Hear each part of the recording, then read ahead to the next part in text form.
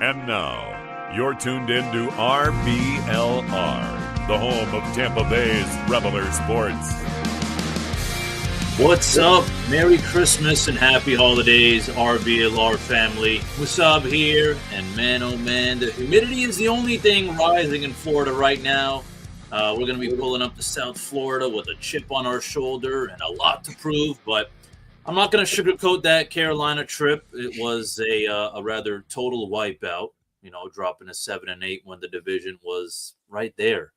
It hurts, but in this state, we don't just stay down in the sand. We get back up, and we're trading the Bay for the beach this week, heading down to I-75 to Hard Rock Stadium for a massive 3:05 showdown. So, look, we're going to be digging all, deep into, what went wrong, against the Panthers, unfortunately, a lot. And we'll also, be doing a little preview of our next matchup. And there's just, again, I said it last week, but I think I take that back. I think this week is probably the most important matchup. I mean, this is a gotta-win kind of situation. So, that being said, I also want to give a friendly reminder, folks. Please do drop your comments. Tell us how you feel. We're all feeling some type of way right now, and honestly, there's always an opportunity to learn from others, and sometimes you just want to express your feelings. So this is a judgment-free zone, my folks. So look. And again, a shout out to our RBLR family, just holding it down, 813-727-ENERGY everywhere. You know what I'm saying? Shout out to our RBLR Rays, RBLR Lightning, RBLR Rowdies, Sun, and RBLR Bulls. So, it's Tampa Bay against the world as always. But you know what? I've done enough talking for now. All right, let's bring in the man of the hour, Mr. Carter Brantley. What's the good word, my friend? I'm having a lovely holiday season. I don't know about yourself. I hope you're having a great holiday season, because it's a fun part of the year. I know there's a lot going on with sports related. How are you, Musab? I'm doing well. So far, so good. I think the holiday season is what's softening or right. softening the wound that I yes. can't just heal on its own. You know what I'm saying? That's right. Sometimes people say, "Oh, time heals everything." Well, I don't think I don't think time is healing. My concern for the Buccaneers, but I know you have your own feelings, like 99.99% of the world does, or the Buccaneers fandom does. I'm sure there's probably one guy out there right now who's like, "No, keep Bulls, just wait on it. We are so due for a win." Probably Right. someone right now looking at the Hard Rock saying, "No way, Bucks lose another one." But Right. I got bad news for you, kid. Wherever you are. Oh man, yeah. If anyone's betting on the Bucks at this point, God bless them. I hope they have. Imagine how rich you'd be if you bet against the Bucks these last like 3 or 4 weeks, especially when we were the favorites in some of these games. But anyways, this is not a betting podcast. Right.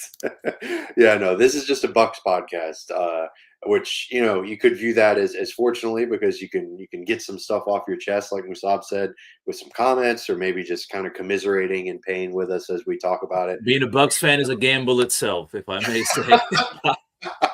Being a Bucks fan is a gamble in and of itself. I love it.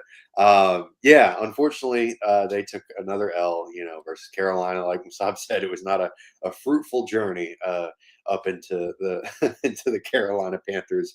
If you want to call it the den, I don't know, whatever. But yeah, regardless, it was a loss. Another kind of heartbreaking one. Kind of here we go again. I mean, Musab, it's just been such a brutal stretch, to go from where they were in the middle of the season, and now it's become less of an adventure through the woods. Like every year, the Bucks kind of go through this middle of the season doldrum. It seems like with under Todd Bowles, but here this year it's stretched out to being like a whole, second half of the season, like meltdown. So have there been any sort of changes that you've seen, or was it kind of just more the same Sunday? Kind of the same Sunday. Unfortunately, it was on, it was on the whole team. It was a team loss. Yeah. I as frustrating as it was to see that interception from Baker Mayfield, I just, ran away with that as, miscommunication. But there's just so many things to just question. First of all, the coaching and execution just wasn't there.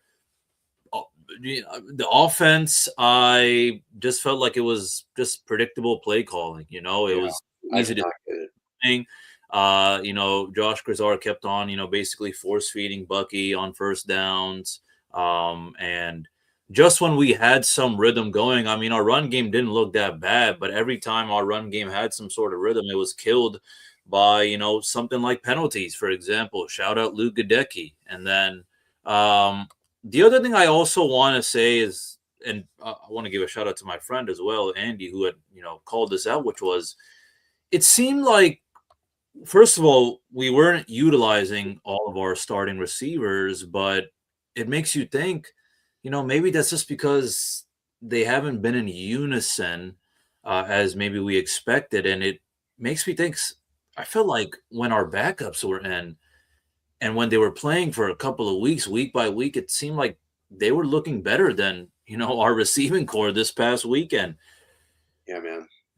And it just, I don't know. This is not the team that we know. I feel like they only had one deep ball. I think, yeah, it was like BUCS. There was only one pass that was greater than 15 yards. So Yeah, the 40-yard catch. Yeah.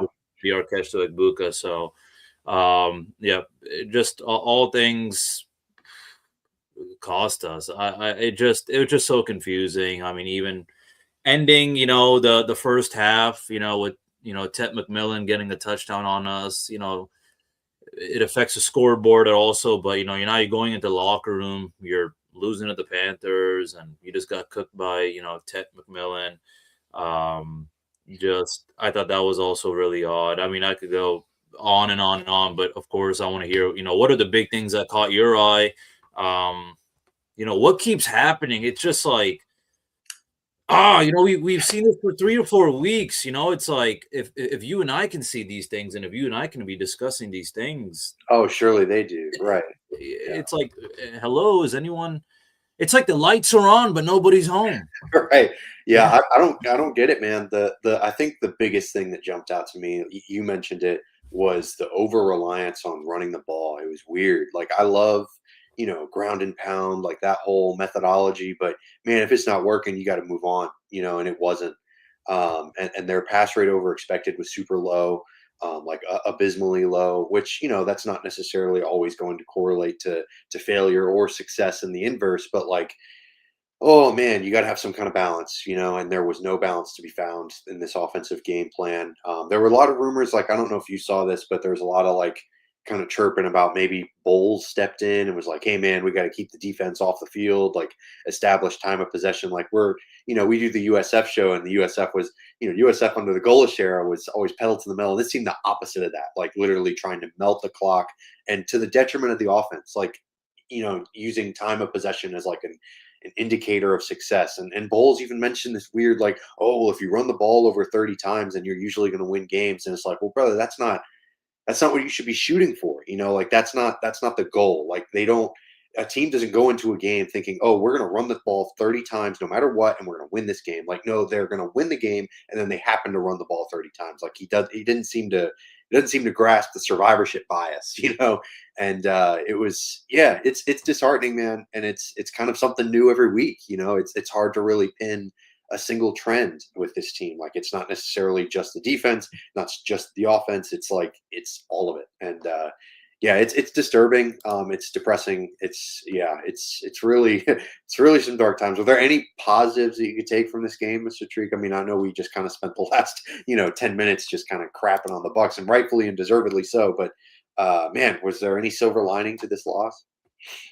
Positives, I guess, just performance wise. I still think that some of our guys, they looked solid out there, but I do want to say, for the most part, I was satisfied with our DBs, minus just Jamel Dean getting cooked out there. But Right, yeah. I'm also, again, now that I'm thinking about it more and more, I am actually finding a hard time, to find the positives. I mean, really wasn't. It Think just there's few to anytime, call. anytime we saw some sign of life, it would die. I mean, we had like a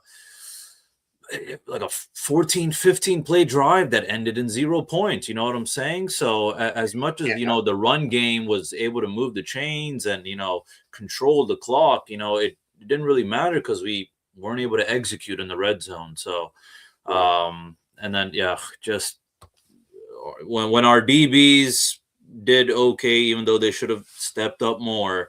Hopefully, you were thinking, well, what about the pass rush? Well, the pass rush again was non-existent. I mean, it's atrocious, and I have to say also, I don't want to put it on him, but Father Time again is, it's evidently showing on Levante David, and Yeah, I knew where you were minus going. him, minus him, Levante. I mean, minus Levante, our linebacker room is rather mysterious. And again, I want to call out, linebacker John Bullock, who has only a role on special teams, making stupid errors, just headbutting a guy for no reason. It's just like all these things add up, and no wonder we lose.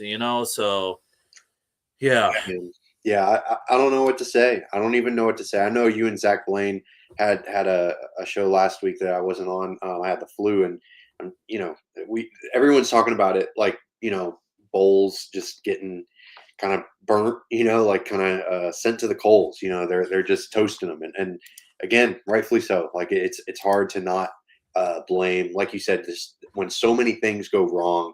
It's hard to just look at the roster and say, oh, it's just the personnel, or oh, it's just the coaching. Like it's a little bit of both, but it's also the coaching, and Bowles deserves a good portion of the blame, unfortunately. Like the players have not done their job, they have not executed, but good yeah, golly, it just doesn't look like there's a cohesive plan on either side of the ball, because this defense is not good enough for them to just like ground and pound. And like you said, 15, 16 play drive, like their defense is awful, is pretty mid. Like it's not awful, but it's really not good. So they can't be the early 2000s Bucks or the early 2000s Ravens when they're just running the ball and winning games 10-3 or something stupid. Like I don't know. It was brutal to watch, and I don't know. I've kind of run out of patience for pretty much everyone. I don't know that there are very many players on this team that I look at as yeah.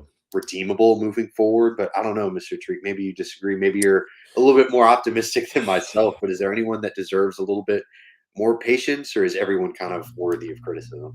I think I still believe in our starters. I believe in our. I want to call out Josh Grisard and everyone else responsible for the offensive play calling, because I'm just really trying to wonder why. First of all, we're not using any of these wide receivers, but I feel like our guys, we're vertical threats, and I just feel like we weren't show that hasn't been our approach. Right. And it makes me want to ask you, is because this is what I think. I think we're playing kind of conservative. I'm saying, especially that last drive. It didn't seem like there was, much urgency, Right. and I felt like also we were playing to tie the game, maybe. You know Right. what I'm Not saying? winning. Instead of win Yeah, the game. for sure. So yeah, No, that's a spot on interpretation of it, and that's something that I gave Bowles a lot of credit for earlier in the season. It did seem like there was and even last year a little bit too. There seems to be this shift from like Bowles being super conservative and super like defensive minded, can't get out of his own way, like fourth down decisions, field goal decisions, and stuff like that. And there's been a shift. It seemed like for a little bit towards like not playing to lose, not playing not to lose, but rather playing to win. And it seems like there's just been a total, like, since the wheels have kind of come off of this thing, it seems like there's been kind of a movement back towards his old ways. And yeah, I mean, it's kind of a chicken or the egg thing for the offense. Like, are they playing this way because Baker isn't playing well, or is Baker not playing well because they're playing this way?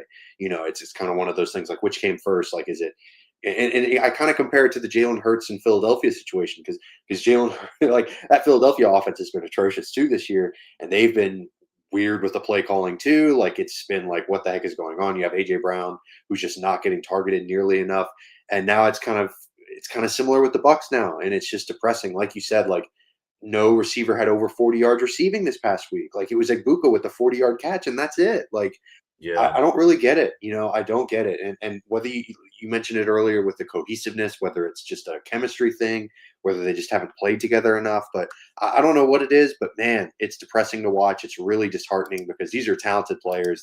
They have one of the best receiving groups in the NFL, and they are not playing like it at all. So yeah, I don't know how they move forward. I don't know what they do. I mean, we'll get into the Miami Dolphins game in a little bit. But even if they win, they got to play Carolina again, and they got to win that if they want to win this division. So I don't know I don't know what to make of this team. It's real weird. They're in a weird spot.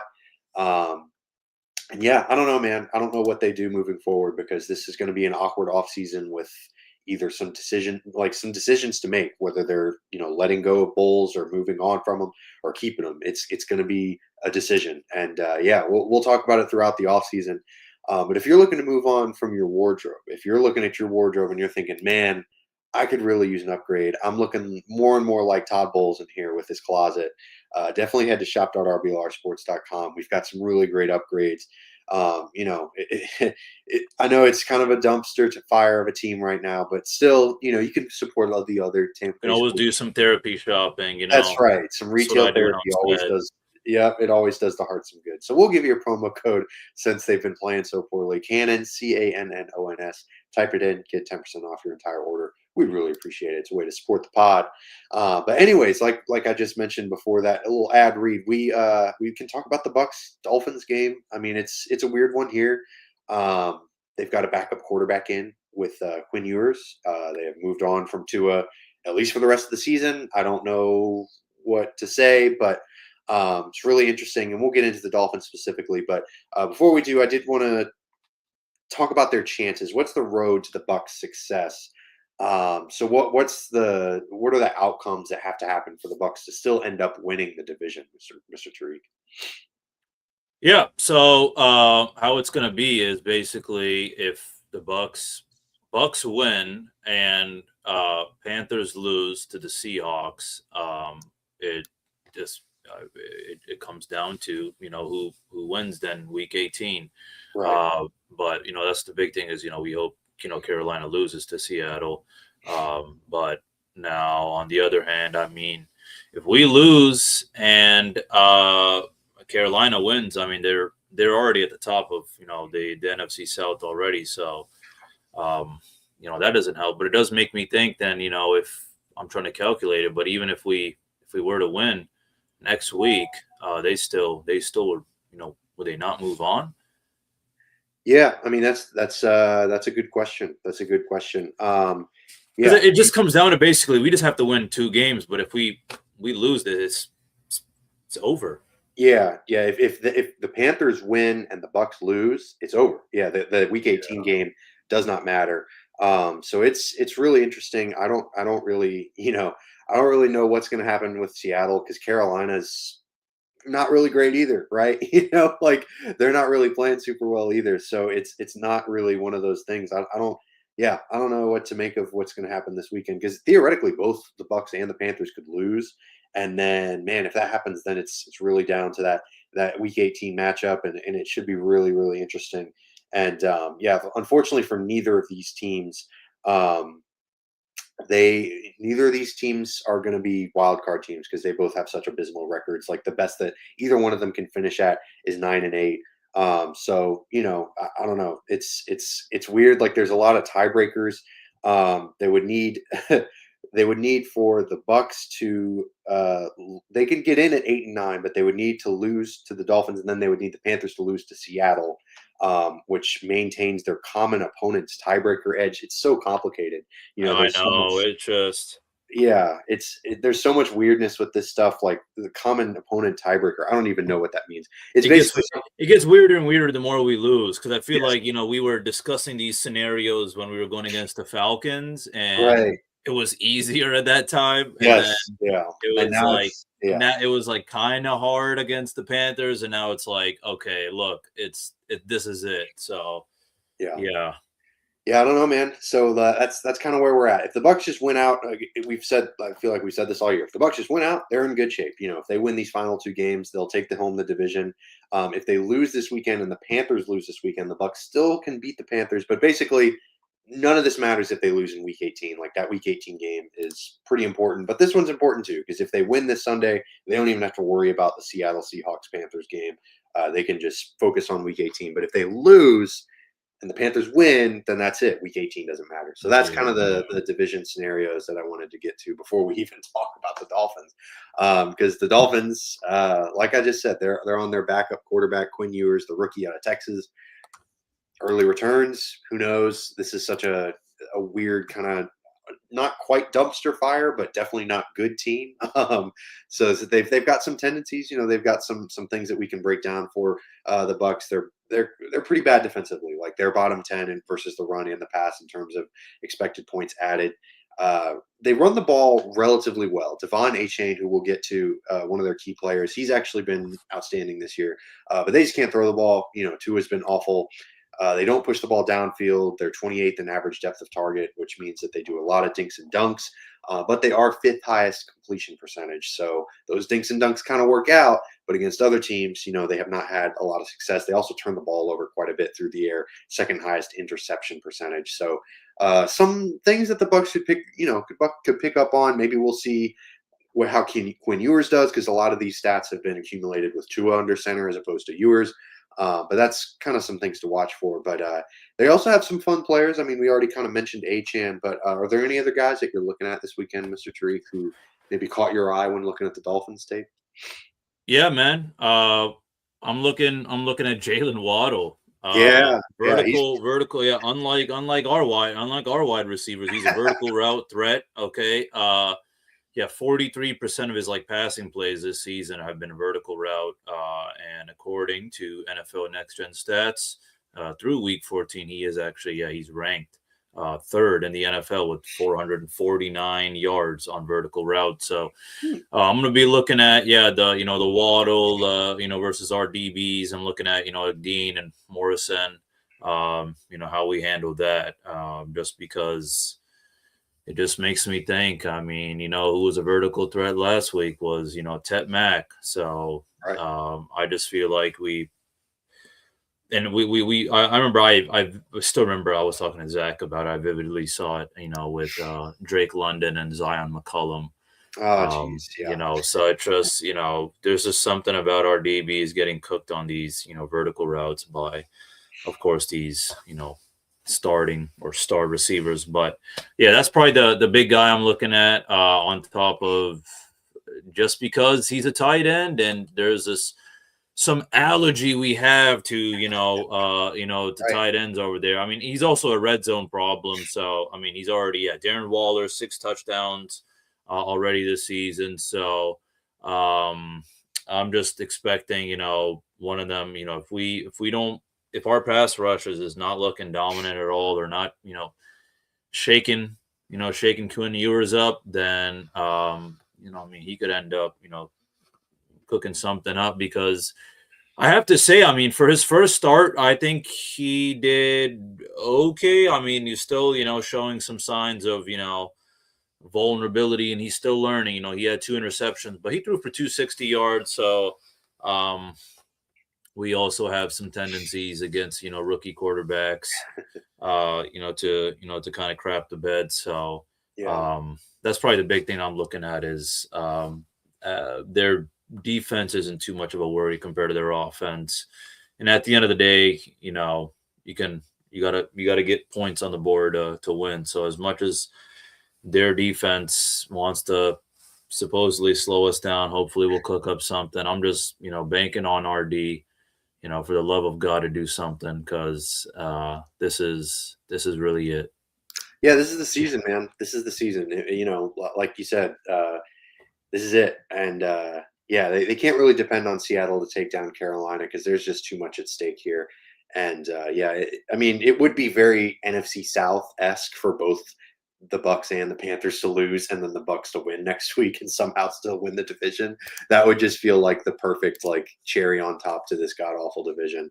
But I love Jalen Waddle. He's He's dealing with a lot of crap down there in Miami, and he's still producing. Like you said, he's got that really outstanding performance in vertical routes. He's also 12th in yards per route run, 14th in contested catches. He gains a lot of first downs, ninth in first downs gained, tied for 7th in PFF receiving grade. So that's kind of fun. But yeah, the offense is definitely the bigger concern for Miami because defensively, I mean, they're just really void of talent across the board, frankly, especially after trading Jalen Phillips to Philadelphia. He was kind of their star pass rusher. They've still got Bradley Chubb, but like I don't even remember if he's playing, to be quite honest. But their starting linebacker is Jordan Brooks. He's really, really good against the run. Yeah. He's been outstanding. Ninth lowest missed tackle rate, a lot of run stops, third most in the NFL. But man, he's like their version of almost their version of Servassier Dennis, except worse against the pass somehow. Like he's given up more yardage as the nearest defender than Servassier Dennis amongst linebackers, which is really impressive, not in a good way. So yeah, I don't know, man. That's going to be tough for them because the Bucs could attack over the middle quite a bit, but then again, Josh Grizzard, I mean, good gracious, like I don't know. I'm kind of losing faith in the Bucs because yeah, after last week, the Panthers defense is also not very good, and yet they still struggled there too. So who knows? But we'll see. There's been kind of a lot of rumors of tanking across the NFL. I don't know if you heard about the Max Crosby thing that just happened. I wanted to kind of throw this in a little bit because I know that a lot of people are kind of talking about him getting traded now because the story is that he was told, hey, we want to shut you down because of some kind of leg injury, some kind of lower body injury. And he was like, not having it. It's like, hey, man, like, he was asked earlier in the week, because they're playing for that first overall pick. Well, playing or losing for the first overall pick. They're battling with the Giants. And he was told, like, hey, man, we want to shut you down. And I'm guessing he interpreted it as them just telling him, hey, man, we don't want to win. And he got pissed. He apparently left the building. No one knows really what's going on there. So what are your thoughts on like the general state of tanking in the NFL? And as an added bonus, Max Crosby might be on the trading block. So I think the Bucs are going to target him this offseason, maybe? Ooh. Oh man, we got to target every single breathing defender, in the National Football League at this point, man. If you really want to know, if you got a pulse, man. No, but the tanking thing, it's, man, I don't know. It's like, Weird. I don't know how to feel about it. I'm sure there's always some feelings of wanting to do it, or maybe it is done, or I don't know. It's tough. I wouldn't be surprised though. It's just, I just can't imagine, they would, actually want to follow through on that. And, that's, I totally understand, why someone like Max Crosby would just, dip out of the building and all that. So, yeah, no, it's not even necessarily the players. It's really the organizations making these decisions. Like you saw it a few years ago with the Eagles. Like this was a while ago with Doug Peterson as the head coach, and I think they had Hurts in at quarterback, or I don't remember who, but they made a quarterback change to like Nate Sudfeld or something in the middle of the game, and it was just so clear as day that like it was just like an obvious attempt to try to get better draft position, lose the game. There was that report that Lovie Smith was told like, hey, make some decisions, try to lose this game, and he was like, no, screw you, and then he lost his job because they won the game, and it was just, man, you just see it like over and over again. It's just kind of depressing to watch. And it's not the players. It's really just organizations, coaches, front offices, whoever you want to blame. It's really just the teams themselves that are trying to get better draft positioning. And it really kind of screws up. And I'll be curious to see how the Dolphins play this out, because Mike McDaniel obviously kind of coaching for his job a little bit. Who knows how that goes. Their front office is in flux. Like they fired their GM in the middle of the year. So I don't know. I'm curious to see how that plays out, because we've seen the Giants like have this mass exodus of players. Like I think they just put like 5 players on IR, like Andrew Thomas, their starting left tackle, just like all these players. And it's just, I don't know. I wanted to get your thoughts on it because, man, it's weird. It's weird. And I don't know what to make of it. It's a weird time. I know the NBA is going through this kind of a little bit too. They're discussing ways to try to curb it. They have not been successful, obviously, to this point. And I don't know how the NFL fixes that issue either. So we'll see. We'll see how it affects the rest of the league. But I wanted to throw that little tidbit in there. And like you said, Max Crosby, him being so disheartened, him being unsatisfied in Las Vegas, that'd be pretty exciting. I'd be interested to see how that plays out. And he'll cost some draft capital, but he's Yeah. Crosby. He's worth it. He's one of the best pass rushers in the NFL. So yeah, we'll see how it plays out. And I always thought that Max Crosby kind of looks like our co-host Zach Blaine. I don't know about you, but they kind of share some facial similarities. They got the facial hair, and Oh yeah. yeah, I don't know. We'll have to ask Zach about it. We'll have to ask him if he's ever been in the same room as Max Crosby. Ooh, Zach kind of Crosby. that's right. Could be one of those Batman situations. Max Blaine. That's right. Yeah, hey, we gotta get an explanation. But anyways, I wanted to get that in there before we get into our final few segments of the show. I wanted to get into the over/under because while the Bucks might not be playing super well, it's still fun to try to get these predictions in, get these right. So I wanted to start with passing touchdowns from Baker Mayfield. I'm going to set the line at 1.5. Do you think he goes over or under 1.5? Oh man, I want to be optimistic, and I think there's still reasons to be optimistic that we'll score. But passing touchdowns, I'm thinking just one passing touchdown from Baker. Yeah, I think if anything, we'll just maybe get a couple of deep balls, near the end zone, but just run it on in, call in reinforcements, aka Sean Tucker, to finish the job. yeah. And that's why I'm going to go under on that. I wouldn't be surprised though. I wouldn't be surprised if we change it up and Mike Evans has the game of his life or something against rather depressing Dolphins DB room. So Yeah, who knows? I hope so. So Evans is on one of my fantasy teams that's in a championship right now. So Evans having a big game would be huge. I certainly hope so. I'm going to be optimistic. I'm going to say over. I think Baker hits the over on this. I think he gets like 2 or 3, but not, nothing crazy. But I'm going to try to be the optimist here because things have been just, oh gosh, they've just been so abysmal, especially for this offense. And Baker's been struggling a little bit. It could really be a nice little pick him up or pick me up for Baker Mayfield rather. It'd be great to see. So I'm gonna hit the over. But the other side of the ball, I wanted to get the Dolphins involved a little bit too. Devon Achane, my goodness, he's first in yards per carry amongst amongst qualified running backs, first in yards after contact per attempt. Like he's just first in 15 plus yards. He's a big play waiting to happen. First in breakaway percentage. He's been outstanding this year. So with all that being said, I'm going to go with all-purpose yards for him because he's obviously been a beast in the run game, but he can get mixed up in the passing game too. And the Bucs have had some trouble with receiving backs. We saw it with Bijan Robinson earlier in the season. So I'm going to go with all-purpose yards and 115 over under for Devon Achane. What you got? I'm going to go over on that. I think if we're going all-purpose yards, I feel like there'll be times where, he may get a couple good runs in. We'll do our best to stop the run game, which I feel like has been something that hasn't been too depressing.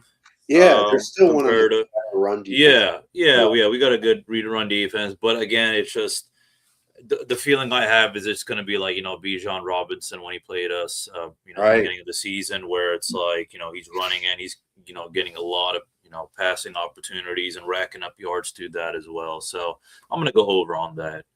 Yeah, I'm going to go over as well. He's been a beast this year. I don't see any reason. And I think most of them come through the air, honestly. I think they target him a lot with the screen games and with, a little Texas route here and there and, just mixing it up a little bit because getting him the ball is obviously just such a massive success for the Dolphins. He's been so outstanding when he gets the ball in his hands just through the run game, much less talking about him as a receiver. So, yeah, I'm going to go over as well. We'll see. But even if he does go over, I still think the Bucs could have a chance to win this game. Like that's not the end all be all. Because Achane has pretty much been their entire offense this season. Waddle's been pretty good too, but Achane's definitely been the leader. And unfortunately, things have not been going well for the Dolphins, especially on offense. So even if he's doing well, it's not necessarily a recipe for success for them. But one final one I wanted to get in just because we talked about him a little bit earlier. Darren Waller, does he get a receiving touchdown this weekend? Just setting it at 0.5, if you want to call it. Darren Waller receiving touchdown, man. That one's spicy. Yeah, a little bit.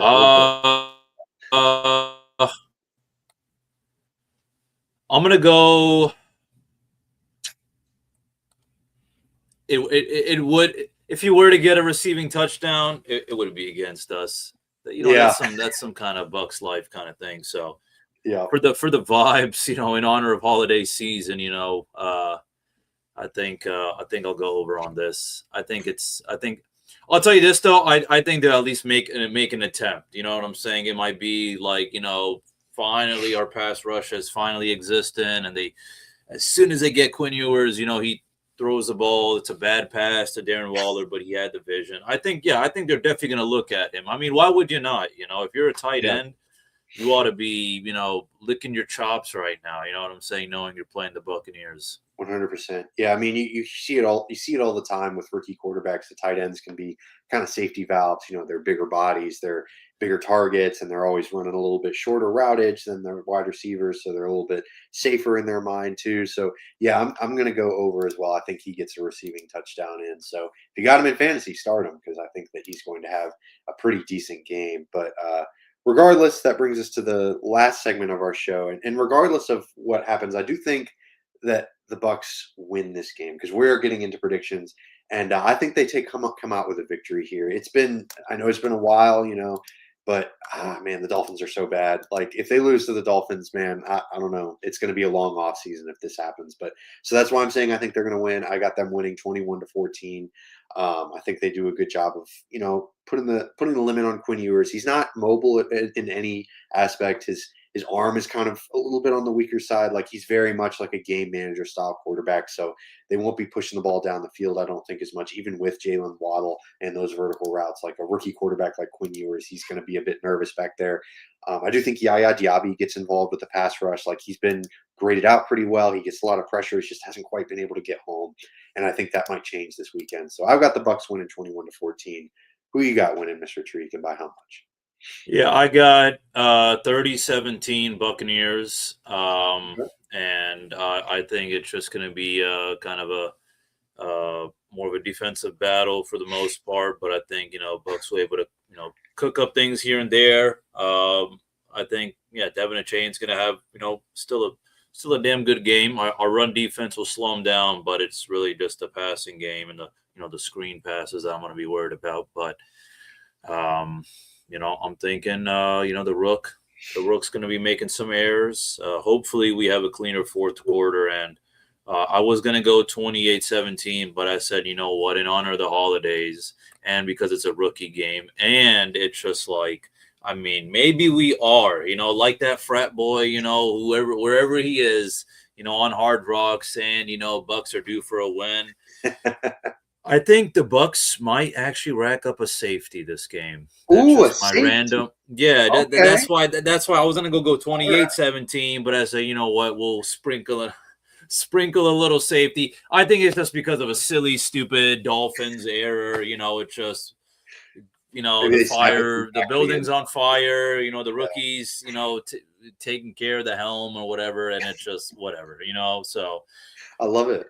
It happens, and I wouldn't be surprised if it happens between a 6-9 Dolphins and a 7-8 Bucks. Yeah.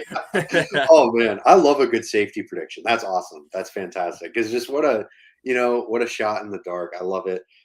Yeah, I could totally see it, man. Just a bad snap that gets through Quinn Ewers. He's calling something else, and then the center just snaps it, and then it goes to the back of the end zone or something, or it rolls somehow into the end zone. He has to fall on it, that type of thing. So yeah, I'm with it. I love it. I hope a safety happening this weekend. I don't know, man. That would be crazy. We'd have to celebrate that, even if the Bucks lost. Like Musab Tariq predicting a safety in an NFL game would just be miraculous and awesome. And so therefore, I hope it happens. But regardless of what happens, we will be back next week, regardless of whether the Bucks win, they lose, they record a safety, or they don't. We will be here, and we will be talking some more Bucks football. And if you like what you heard, hit that like and subscribe button. We'd really appreciate it.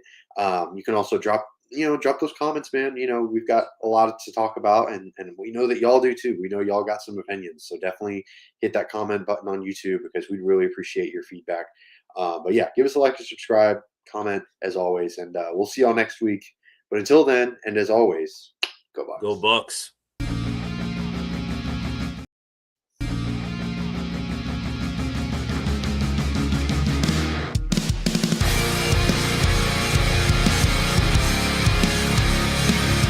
Thank you for tuning into this presentation by RBLR Sports. On your way out of the stadium, please remember to like and subscribe.